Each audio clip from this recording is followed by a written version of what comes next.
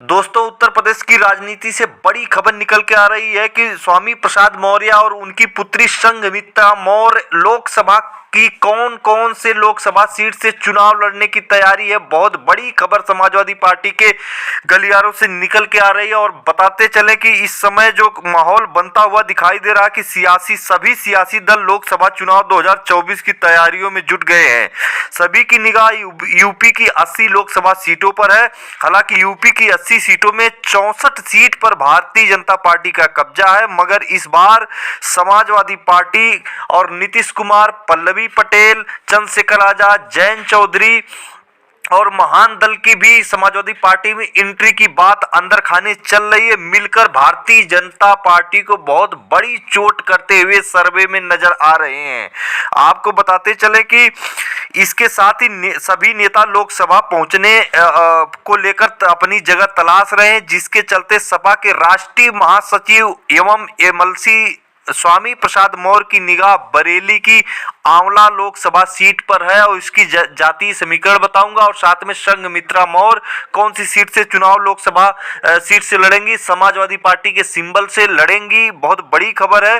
स्वामी प्रसाद मौर्य ने अपने करीबियों के सहारे आंवला लोकसभा सीट की नब्ज टटोलनी शुरू कर दी है। आंवला लोकसभा सीट पर 2 लाख से अधिक मौर्य और लगभग 2.5 लाख यादव और 6 लाख मुस्लिम वोट है।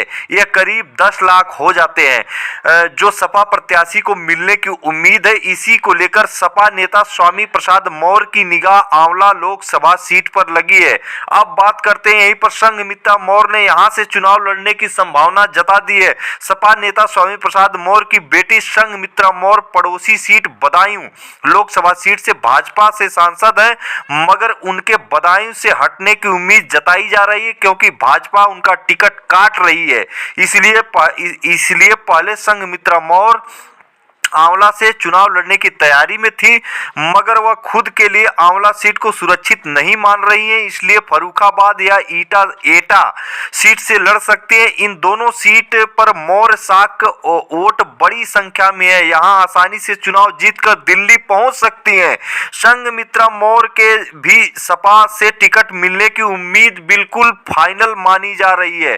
भाजपा ये दोनों सीट हार रही है। एटा और फर्रुखाबाद लोकसभा सीट पर भाजपा के पास है। अभी यहां सपा प्रत्याशियों की लंबे अंतर से हार हुई थी, मगर सपा के टिकट पर मौर्य शाख के प्रत्याशी लड़ने से चुनाव जीतने की बिल्कुल उम्मीदें साफ नजर आ रही है।